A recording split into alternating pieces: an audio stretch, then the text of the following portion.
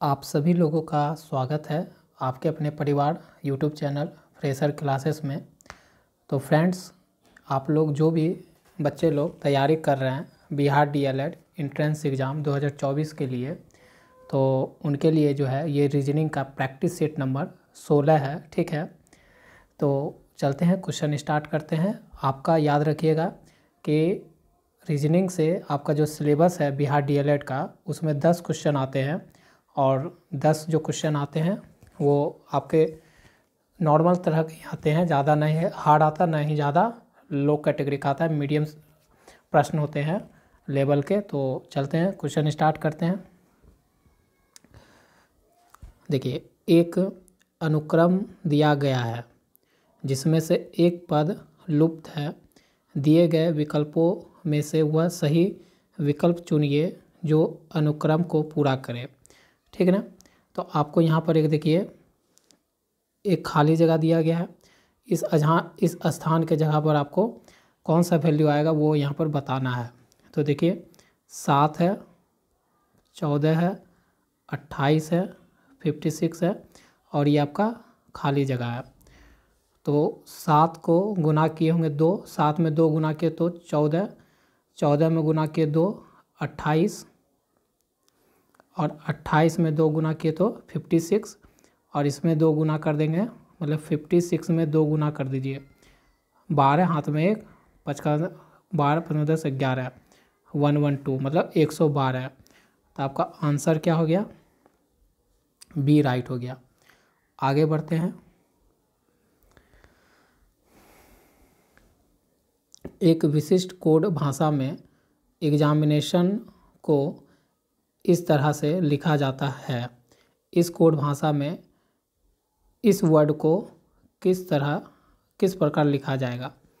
तो चलते हैं, बताते हैं कैसे लिखा गया। यहाँ पर आपका है EXAMINATION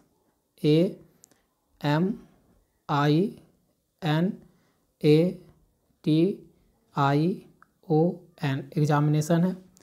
इसको कैसे लिखा गया है? यहाँ पर देखिए, इसको लिखा है ATION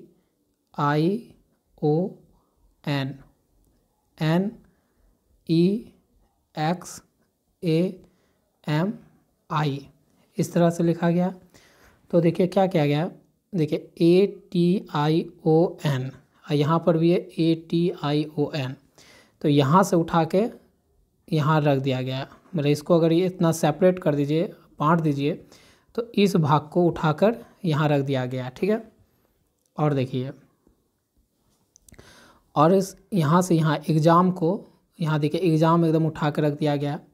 ठीक है, सिर्फ क्या किया गया है, सिर्फ क्या किया गया कि ये जो एन है और जो आई है, इसको थोड़ा इस तरफ, इसको यहाँ लिख दिया और इसको यहाँ ले चल गया। तो इसी पैटर्न को हम लोग इस पे लगा के देखते हैं, दूसरे वाले पे। तो ये आपको क्या दिया हुआ है, TENACIOUS,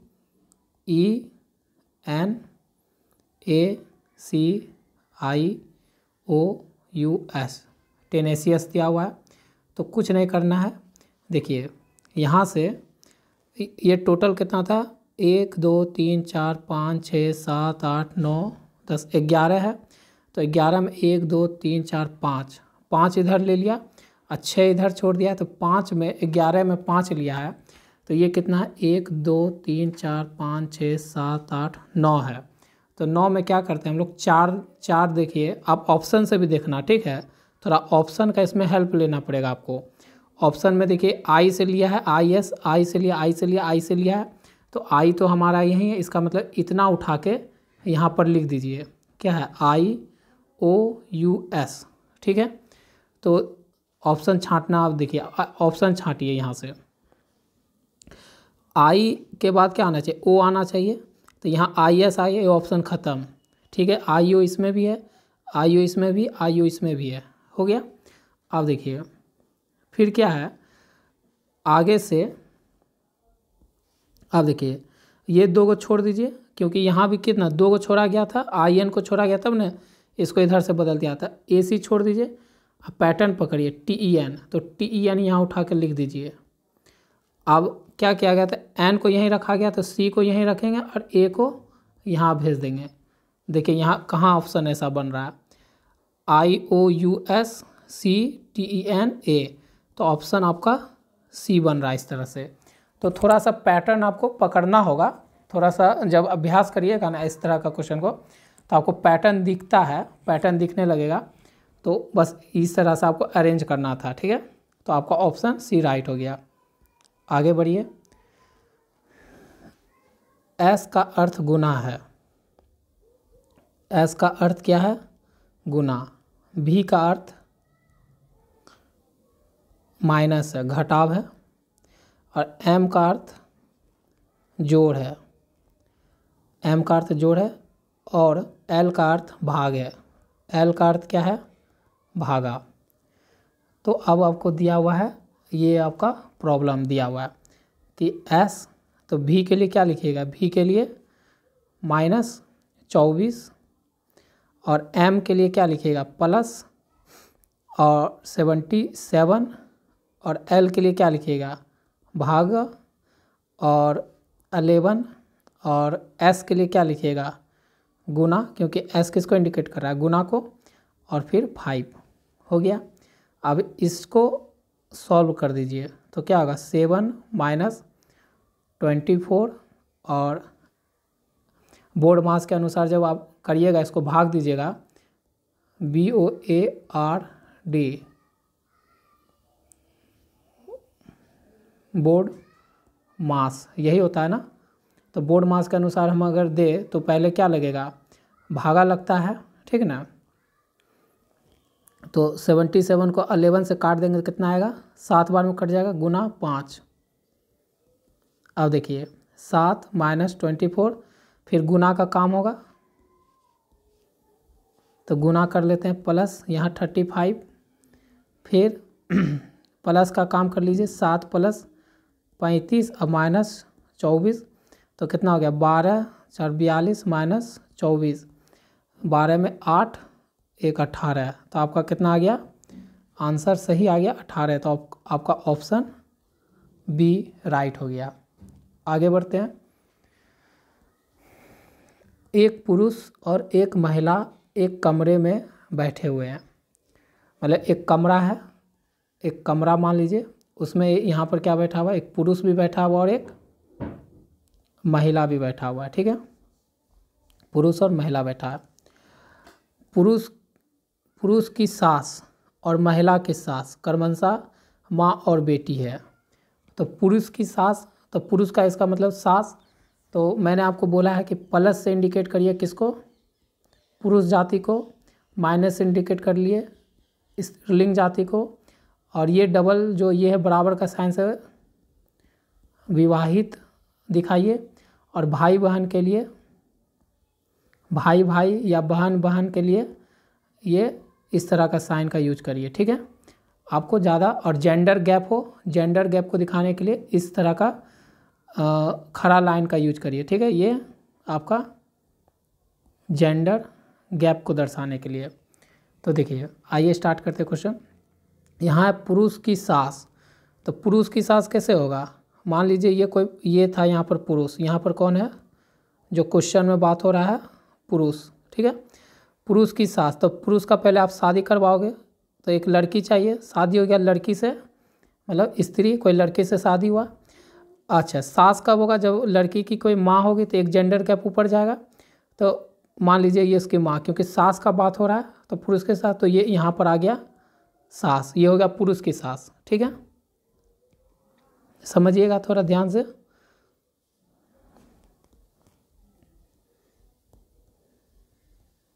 ये पुरुष है, बन गया पुरुष के साथ। अब उसी तरह महिला के सास बनाइए, महिला का सास बनाते हैं हम लोग, इंक चेंज कर लेते हैं।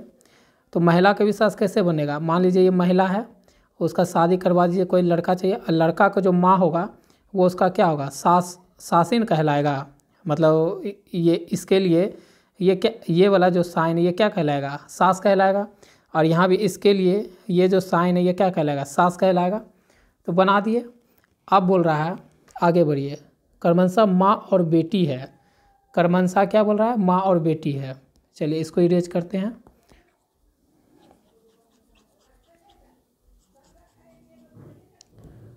आप देखिए क्या बोला कि जो पुरुष का सास है और जो महिला का सास है आपस में कैसे है, माँ और बेटी का रिलेशन है उसका, कैसा है, माँ और बेटी का रिलेशन है। तो देखिए कैसे बनेगा, माँ और बेटी का रिलेशन कैसे बनाइएगा। पुरुष का सास और महिला के सास आपस में कैसी है, वो माँ है तो उसका ये बेटी होगा, यही ना। तो बन जाएगा, ऐसे बनेगा। देखिए ये वाला जो है, ये वाला यहीं रखते हैं, इसको जो है ना यहाँ सेट करते हैं। मतलब ये जो पुरुष की जो ये सास है, ये तो माँ है, तो पुरुष ये माँ हो गया किसका, इधर वाला का। ये वाला सास का क्या होना चाहिए, माँ होना चाहिए। तो ये सास, ये जो सास है इस सास का क्या है, बेटी है। तो बेटी होगा तो मतलब इसका बेटी तो यही है ना, इसका बेटी यही है। तो मतलब यहाँ पर इसका अगर ये वाला काला वाला ये है यहाँ पर, इसका शादी किससे हुआ, ये प्लस वाला से हुआ है, ग्रीन वाला प्लस से। तो ये प्लस यहाँ उठ के आ जाएगा, ठीक है, उठ के आया।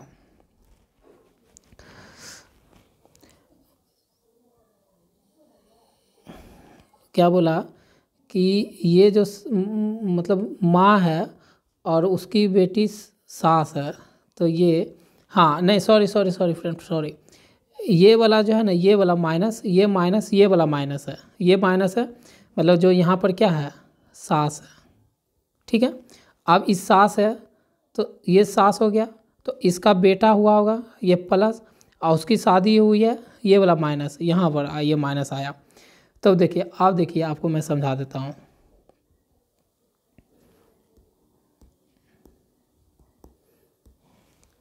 देखिए हमने दो डायग्राम बनाया, तो एक डायग्राम, अब इस डायग्राम को है ना यहाँ पर शिफ्ट कर रहे थे हम लोग। तो शिफ्ट कर रहे थे तो क्या बोल रहा था ना कि जो पुरुष का सास है ना वो माँ है, तो ये क्या आपका माँ का काम कर रही है।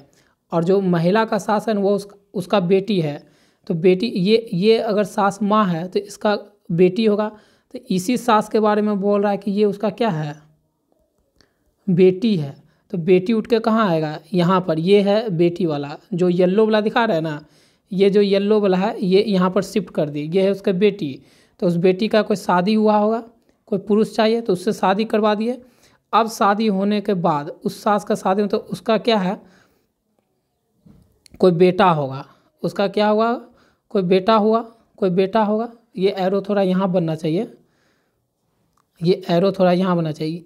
ये वाला उठा के यहाँ दिए, इसके नीचे क्या है, ये है, इसका शादी कोई प्लस से है, ये प्लस, और ये इसका कोई महिला यहाँ पर है, ठीक ना। तो हो गया। तो इसी महिला का बात हो रहा है। ये क्या है, वो जो हमारा महिला जो रूम में बैठी है ना, महिला जो रूम में बैठी है, तो ये हुआ। तो आप देखिए अब क्या समझ में आएगा। अब इसको इरेज करिए। अब हम अगर फ्रेश से बनाए, तो देखिए यहाँ पर हो गया सास जो क्या है, माँ है, और यहाँ पर ये भी हो गई सास जो क्या है, बेटी है, ठीक है। और ठीक है, इसका जो है शादी हुआ मान लीजिए किसी पुरुष से, वही पुरुष है यहाँ पर, ये पुरुष, ठीक है। अब ये पुरुष है तो ये मतलब शादी हुआ होगा तो इसको कोई बेटी हुआ होगा, ठीक ना, इसको एक बेटी हुआ होगा, और वो बेटी नहीं बेटा हुआ होगा, बेटा, उसको कोई बेटा होगा, उसका शादी कोई माइनस से करवा दो। और ये माइनस क्या है, यही माइनस आपका जो रूम में महिला बैठी वो है। तो आपका ये पुरुष और इसी महिला जो है वो रूम में बैठी हुई थी। ये पूरा कहानी इस तरह से दिया था। आप बोल रहा है कि पुरुष उस महिला से कैसे संबंधित है, ये पुरुष इस महिला से कैसे संबंधित है, देखिए तो कैसे संबंधित है। देखिए ये और ये दोनों विवाहित जोड़ी है, ये दोनों क्या है, विवाहित जोड़ी है। अब विवाहित जोड़ी का ये क्या एक जेंडर गैप दिखा रहा है। तो ये अगर बेटा होगा तो इसकी ये क्या है, माइनस है, तो ये उसकी इसका क्या होगा, ये माँ होगी, ये माँ होगी। और ये फिर यहाँ विवाहित जोड़ी का साइन है और ये प्लस है, मतलब माँ का यहाँ पर क्या होगा, पति होगा। तो पति पत्नी, उसका ये बेटा और ये बहू, ये क्या हो गया, बहू, ये हो गया बेटा। तो देखिए अगर ये बहू है यहाँ पर ये पति है इसका, तो ये क्या लगा इसके लिए, ये जो पुरुष है ये महिला से कैसे लगा, ससुर नहीं लगा, कैसे लगा, ससुर लगा। समझे, थोड़ा ध्यान से समझिएगा, ये ब्लड रिलेशन का थोड़ा सा टफ है, ज़्यादा नहीं टफ है, आप थोड़ा सा समझ के देखना, आप समझ जाओगे। चलते हैं आगे। अब आपका इस तरह का भी क्वेश्चन एक पूछा जाता है, निष्कर्ष और कथन बेस्ड।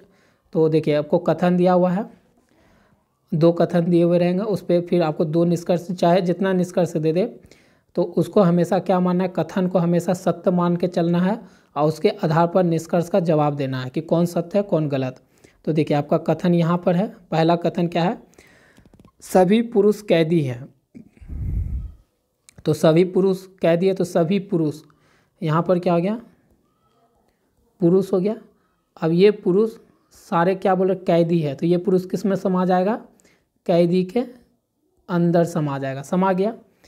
और सभी कैदी शिक्षित नहीं है, शिक्षित नहीं है तो शिक्षित बाहर बनेगा, शिक्षित बाहर बना। और सभी कैदी वाला तो ये ब्लैक वाला है ना, ये कैदी है, ब्लैक वाला कैदी है, तो सभी कैदी शिक्षित नहीं है, तो मतलब इस दोनों के बीच में कैसा रिलेशन है, नहीं का रिलेशन, मतलब नहीं मतलब कट कर दिया, क्रॉस का मतलब शिक्षित से उसका कोई लेना देना नहीं है, कैदी से, हो गया। तो इस तरह का डायग्राम बनेगा। आप जवाब देते हैं निष्कर्ष का, 1 और 2 निष्कर्ष है। एक निष्कर्ष यहाँ है, सभी कैदी शिक्षित हैं, आपको बताना है कि सभी कैदी शिक्षित हैं। तो देखिए सभी कैदी, ये पूरा क्या है, ये पूरा कैदी है, तो सभी कैदी शिक्षित है नहीं, यहाँ इस दोनों के बीच में कोई रिलेशन है ही नहीं, शिक्षा और इसके बीच में कोई रिलेशन नहीं है, तो शिक्षित कैसे हो जाएगा, नहीं होगा। तो ये ऑप्शन सभी कैदी शिक्षित है बोल रहा है, लेकिन यहाँ पर क्या नहीं है, यहाँ तो क्या था, दोनों के बीच में सिग्नल कटा हुआ है, तो है ये नहीं है, तो यहाँ पर ये वाला पहला निष्कर्ष गलत। यहाँ दिया कि शिक्षित है, लेकिन हमको वेन डायग्राम से पता चल रहा है कि नहीं है, हो गया। अब दूसरा देखिए, कोई पुरुष शिक्षित नहीं है, कोई पुरुष शिक्षित नहीं है, कोई पुरुष शिक्षित नहीं है, सही बात है। जब पुरुष किसके अंदर समाया हुआ, कैदी के अंदर समाया हुआ है, पुरुष किसके अंदर समाया, कैदी के अंदर समाया। तो जब कैदी शिक्षित नहीं तो पुरुष शिक्षित थोड़ी हो जाएगा, तो ये क्या बात सही है, तो आपका निष्कर्ष बी सही है। ठीक है, समझ में आएगा, आप प्रैक्टिस जरूर करो, समझने का कोशिश करना, वीडियो को थोड़ा रिवर्स कर कर बार बार देखना, समझ जाओगे। ठीक है, आगे आते हैं 116 नंबर क्वेश्चन, निम्न चित्र में कितने त्रिभुज हैं, त्रिभुज यहाँ बताना है। देखिए मैं बताता हूँ, 1 2 3 4 हुए, फिर इस दोनों को जोड़ के 5 6 7 8, तो यहाँ कितना हो गया 8। ठीक है, फिर यहाँ देखिए 1 2, ये दोनों जोड़ के 3, फिर देखिए 1 2 3, फिर देखिए 1 2 3, ठीक ना, समझ में आ रहा होगा। अब देखिए यहाँ पर 1 और 2, फिर यहाँ पर 1 2, जोड़ के देखिए 2 8, और ये 6 1 9, 6 3 9, और ये 4, कितना बना ये 17 + 4, और ये बना 21, कितना बना 21 बना 21। और कहीं दिख रहा है, और कहीं नहीं दिख रहा, और ऑप्शन में भी 21 नहीं है, तो हो सकता है मिस्टेक दे दिया हो, कभी कभी गलत रहता भी है प्रैक्टिस सेट में। तो आपका टोटल कितना है 21 है। अगर ऐसे आप भी ट्राई करना खोजने का, मैं तो किया तो बहुत हमको 21 ही दिख रहा है, 23 तो नहीं दिख रहा, और इससे ज़्यादा नहीं, ऑप्शन में है भी नहीं। तो अगर आपको मिले तो कमेंट करना कि नहीं सर 21 नहीं है, अगर है 21 तो ऑप्शन गलत दिया होगा, यहाँ कोई ना कोई ऑप्शन आपको 21 वाला ऑप्शन होना चाहिए था। ठीक है, अगर होगा तो आप कमेंट करना, और नहीं तो 21 राइट है, ऐसे तो कहीं और बन नहीं रहा है। ठीक है, आगे बढ़ते हैं। आप देखिए 117 नंबर क्वेश्चन देखते हैं। दिए गए कथन को सत्य मानिए, भले ही वह सामान्य मान्य तथ्यों से भिन्न प्रतीत होता हो और उसके आधार पर तय किए गए कि दिए गए कौन से निष्कर्ष कथन का तार्किक रूप से अनुसरण करता है। जो आपको कथन दिया हुआ है ना, उसको में जो कथन में लिखा हुआ है, ये देखिए आपका कथन है, इसको आपको सत्य मानना है। उसके आधार पर निष्कर्ष कथन का तार्किक रूप से अनुसरण, मतलब कथन जो बोल रहा है क्या निष्कर्ष में उसका भाव प्रकट हो रहा है, वो देखना है। वो उसको निष्कर्ष उसका फॉलो कर रहा है। अगर ऐसा कर रहा है तो निष्कर्ष सही के जवाब पे ये चारों ऑप्शन भरना है। तो देखिए कथन क्या बोल रहा है, हर चमकती हुई वस्तु सोना नहीं होती। हर चमकती हुई वस्तु सोना नहीं होता। इसको अभी आप सत्य मान लीजिए अभी के लिए, जब तक आप क्वेश्चन पे हैं। हर चमकती हुई वस्तु सोना नहीं होती, ठीक है। मतलब कोई भी वस्तु अगर चमक रहा है तो उसको सोना नहीं मानना है। तो देखिए पहला निष्कर्ष पढ़िए, जो वस्तुएं बाहर से अच्छी दिखाई देती है वे शायद अंदर से अच्छी नहीं होती है। सही बात है, इसका भाव प्रकट हो रहा है ना, कि यहाँ बोल रहा है कि हर वस्तु सोना नहीं होता। तो वही चीज़ तो ये लाइन भी बोल रहा है कि जो वस्तु बाहर से अच्छी दिखाई देती है वे शायद अंदर से अच्छी नहीं होती है। तो ये ऑप्शन, ये निष्कर्ष क्या है, सही है। दूसरा पढ़ते हैं, ये मतलब इस कथन से मैच कर रहा है। दूसरा पढ़ते हैं, हम किसी भी वस्तु या व्यक्ति के बनावट आचरण के पीछे आंतरिक सत्य की कल्पना नहीं कर सकते। ये भी बात सही कर रहा है। तो ये भी आपका सही है। तो आपका ऑप्शन बी राइट होगा। निष्कर्ष 1 और बी दोनों ही पालन करते हैं। आगे बढ़ते हैं, नीचे दिए गए कथन में से कौन सी अवधारणा अंतर्निहित है, मतलब उससे जुड़ा हुआ है। छात्र 1 ने छात्र 2 से कहा, मुझे पढ़ने के लिए आपके नोट्स चाहिए। मतलब आप दोनों, मान लीजिए आपका कोई दोस्त है, ठीक है, ये समझिएगा। आपका आप है यहाँ पर, ये मान लीजिए आप हैं, और ये आपका कलवा दोस्त है, ठीक है। तो आप इससे बोले कि मान लिया आपका दोस्त है ये, तो आप इससे बोले क्या, छात्र, ये आप छात्र 1, ये छात्र 2 मान सकते।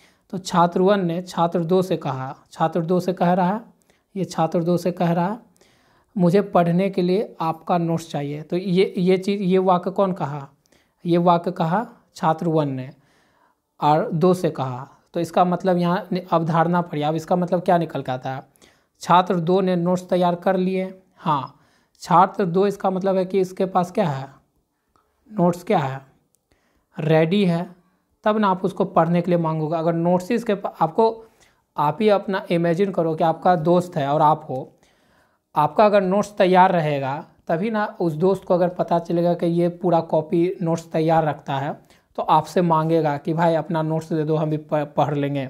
तो ये कथन इसका मतलब क्या है, सही है। अब देखिए दूसरा कथन पढ़िए, छात्र 1 उसकी समझ को स्थापित करना चाहता है। नहीं, ये गलत है, ऐसा कुछ वाक्य में निकल के नहीं आ रहा है। तो ऑप्शन ए आपका राइट है। आगे बढ़ते हैं, नीचे एक परिस्थिति दी गई है और उसके साथ एक प्रश्न भी दिया गया है। मतलब एक आपको परिस्थिति, मतलब एक सिचुएशन दिया गया है, ठीक है ना, और उसके साथ आपका एक प्रश्न भी पूछ रहा है, ठीक है। परिस्थिति के आलोक में दिए गए विकल्प में से सही विकल्प का चुनाव किया जाए। अब परिस्थिति, जो भी सिचुएशन दिया वो आप पढ़िए और उसके आधार पर आप विकल्प को चुनिए कि सही है कि गलत है, ठीक है। जैसे आपको यहाँ पर दिया हुआ है एक कंडीशन, ठीक है। कंडीशन क्या बोल रहा है, आपका दोस्त नशीली वस्तुएं का सेवन करता है और आपको भी करने के लिए दबाव डाल रहा है, तब आप क्या करेंगे। आपका, ये तो हम लोग का एकदम दिनचर्या जीवन वाला बात है कि अगर आपका दोस्त नशीली वस्तुएं का सेवन करता है, मतलब आप हो और आपका दोस्त मान लीजिए कि नशीली चीज़ों का सेवन करता है और आप नहीं करते हैं, ठीक है, और आपको भी करने के लिए दबाव डालता है, और वो अब क्या बोल रहा है, मान लीजिए कि अभी कल गुजर के गया आपका हैप्पी न्यू ईयर, 1 जनवरी गुजर के गया है। तो 1 जनवरी पे लोग पार्टी करने जाते हैं कि नहीं जाते हैं, पार्टी में गए, आप मान लीजिए आप नहीं पीते हैं, ये लड़का नहीं पीता और ये लड़का ये पीता है और ये नहीं पीता है, ठीक ना। तो पार्टी में गए आप लोग और जो पीता है वो बोला कि भाई आप नहीं पीता और बोला कि भाई आज 1 जनवरी है, थोड़ी खुशी में पी ले, कोई दिक्कत नहीं एक दिन पीने से, तो आप क्या बोलोगे? तो आपका जवाब क्या आएगा? इसको जवाब क्या दोगे? इसको जवाब क्या दोगे? आप सभी सेवन करेंगे जब वह करेंगे, आप ये ऐसा तभी बोलोगे कि आप सभी सेवन करेंगे तब वह करेंगे। ऐसा तो नहीं होगा कि पहले बोलिएगा कि तुम पियो तब हम भी पिएंगे, ऐसा जो नहीं पीता है वो थोड़ी बोलेगा कि पहले तुम पियो तब हम भी पिएंगे, नहीं, ये बात गलत है। आप उसको मना कर देंगे, हाँ आप उसको आप अगर नहीं पीते हो तो आप मना कर दोगे। आप उसकी उपस्थिति में ही धूम्रपान करोगे? नहीं भाई, आप उसको मना कर देंगे और कहेंगे कि आपका दम्मे की शिकायत है। अब बहाना क्यों बनाना? हम नहीं पीते तो नहीं पीते भाई, हम डायरेक्ट मना करेंगे, बहाना बना के क्यों मना? यहाँ हो गया बहाना बनाना कि हम बहाना बना के बोलेंगे कि हम नहीं पीते, नहीं, ये भी गलत है। तो आपका आंसर क्या है? बी ऑफ का सही है कि आप डायरेक्ट मना कर दो, नहीं पीते तो डायरेक्ट मना करो कि हम नहीं पिएंगे। चलते हैं अगला क्वेश्चन। दोनों कथनों को पढ़कर तय करें कि कौन सा विकल्प दोनों कथनों के बीच संबंध बताता है, ठीक है। कथन है आपका 2 गो कथन, 1 और 2 कथन है। देखते हैं क्या बोला। समाज के सभी वर्ग योग और व्यायाम के महत्व को समझने लगे हैं, ठीक है। एक ये अलग बात होगी कि समाज के सभी वर्ग लोग, बूढ़ा बच्चा जो भी है, इसमें वर्ग में मतलब क्या होता है? बूढ़ा बच्चा, यूथ, ठीक है, जितने भी आदमी औरत सभी आ जाते हैं वर्ग में। तो अब क्या व्यायाम के महत्व को समझने लगे हैं, सब आज के समय में व्यायाम को महत्व को समझने लगे हैं, ठीक है, ये लाइन समझे। समाज में विशेषकर अधेड़ मतलब बूढ़ा लोग, ठीक है, जो 55 के उम्र के होते हैं, अधेड़ वर्ग के लोग में स्वास्थ्य के प्रति जागरूकता बढ़ रही है। ये भी एक अलग बात है, दोनों एक दूसरे रिलेटेड नहीं है। ये वर्ग की बात हो रही है कि उसमें सारे बच्चे क्या है, योग के लिए योग की महत्व को, इम्पोर्टेंस को समझने लगे हैं। और दूसरा लाइन बोल रहा है कि जो समाज में अधेड़ वर्ग है, मतलब जो 55-60 के जो बूढ़े हैं, उनको क्या है, स्वास्थ्य के प्रति जागरूक बढ़ रही है। तो ये भी एक अलग बात है, ठीक है। तो क्या दोनों देखते हैं। यदि कथन 1 कारण है तो कथन 2 क्या, उसका प्रभाव है? नहीं। यदि कथन 2 कारण है तो कथन 1 प्रभाव? नहीं, ऐसा कुछ नहीं है। पहला वाला जो कथन है एक अलग बात है, सभी वर्ग को आप क्या, योग का इम्पोर्टेंस की बात है, इसमें इम्पोर्टेंस की बात है, मतलब महत्व की बात हो रही है पहला में। और दूसरा में हो रहा है कि एक विशेष वर्ग के, मतलब जो 55-60 के होते हैं, वो अब जागरूक हो रहा है, बस उस स्वास्थ्य के प्रति जागरूक हो रहा है, योग थोड़ी कर रहे हैं, वो स्वास्थ्य के प्रति जागरूक हो रहे हैं। तो स्वास्थ्य के प्रति जागरूक होने का मतलब ये थोड़ी है कि योग करता है। वो होता है कि मान लीजिए शराब या कोई गंदा उसका आदत रहा होगा सिगरेट बीड़ी खाने का, तो वो उसको छोड़ सकता है, तो उससे भी उसका स्वास्थ्य ठीक रहेगा। योग थोड़ी करने लगेगा। योग की बात दूसरे लाइन में समझिएगा, योग की बात नहीं कर रहा है। तो ये दोनों अलग अलग बातें हैं, ठीक ना, दोनों अलग बातें हैं। तो दोनों कथन निष्कर्ष नहीं हो सकता। यदि दोनों कथन 1 और 2 स्वतंत्र कारण है, क्या दोनों एक दूसरे का स्वतंत्र कारण है? तो नहीं, स्वतंत्र कारण है लेकिन स्वतंत्र कारण नहीं है। देखिए आगे पढ़ते। यदि दोनों कथन 1 और दोनों किसी स्वतंत्र कारणों के प्रभाव हैं, कारणों के क्या है, प्रभाव है, देखिए कुछ प्रभाव कोई लोग देखता है या किसी के जीवन में कुछ घटित हो जाता है, तब ना वो सुधरना चाहता है। तो कारण तो है लेकिन उसका किसी प्रभाव के कारण, प्रभाव से उसका कारण बना है।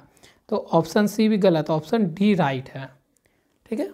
मैं अपने तरफ से आपको पूरा समझाने का कोशिश किया हूँ, आप भी इस पे, ये हम लोग का डेली रूटीन से जुड़ा हुआ प्रश्न है, तो आप इस पे अपना भी थोड़ा माइंड लगाना और सोचने के प्रयास करना, तो आपसे इस तरह का क्वेश्चन बनेगा। इसमें आपका कोई सिखा नहीं सकता, ये हम लोग का थिंकिंग पे है, थिंकिंग कैसा है आप लोग का, ठीक ना। तो आप लोग अपना थिंकिंग के अनुसार इसका प्रश्न का जवाब देना, ठीक है। तो आपके इस तरह से 10 इंपॉर्टेंट क्वेश्चन जो आपके रीजनिंग से 10 क्वेश्चन पूछे जाते हैं 10 मार्क्स के, तो वो मैं इंपॉर्टेंट क्वेश्चन लेकर आया था आज के वीडियो में, आज के सेशन में। तो वो कंप्लीट हो गया इस तरह से। तो जो भी बच्चे यहाँ तक वीडियो देखे हैं, अगर पसंद आ रहा और चैनल पर पहली बार आए हैं तो चैनल को सब्सक्राइब कर लीजिए दोस्त, और बेल आइकन नोटिफिकेशन का प्रेस कर लीजिए, जिससे कि वीडियो अगर अगला वीडियो जब अपलोड हो चैनल पर तो आपको उसका नोटिफिकेशन मिल सके, ठीक है। और जो पुराने हैं उनको दिल से धन्यवाद कि आप मेरे चैनल से जुड़े, इस फैमिली का सदस्य बने। और अच्छा लगता है वीडियो तो लाइक करिए और चैनल के साथ बने रहिए। आपको पूरे डीएलएड जो तैयारी होता है सारे सब्जेक्ट का, मैं प्रैक्टिस सेट करवा कर ही, प्रैक्टिस सेट के थ्रू ही आपकी तैयारी करवा दूंगा। देखो कोई भी आदमी से आप पूछ लेना, जो बड़ा से बड़ा आईएएस जो भी कुछ भी निकालता है, आईएएस तो बहुत बड़ा एग्जाम हो गया, लेकिन वो लोग सब बोलते हैं कि प्रैक्टिस ज़रूर लगाइए, प्रैक्टिस सेट प्रीवियस ईयर ज़रूर लगाइए। इसलिए प्रैक्टिस सेट प्रीवियस ईयर लगा के तैयारी करना चाहिए, ना कि हमको पूरा एनसीईआरटी लेके बैठ गए उसके तैयारी पढ़ रहे हैं। वो भी पढ़िए, वो भी गलत नहीं है, वो भी आप जब समय खाली बच जाता है 24 घंटा में तो आप वो भी पढ़िए, नॉलेज गेन करिए। नॉलेज जितना गेन करिएगा तो और बड़ा एग्जाम है उसको भी क्वालिफाई कर सकते हैं, लेकिन आप प्रीवियस ईयर भी बनाते जाइए, उससे भी आपका नॉलेज गेन होता है, ठीक है। तो आपसे मिलते हैं नेक्स्ट वीडियो में। आज के लिए बस इतना ही।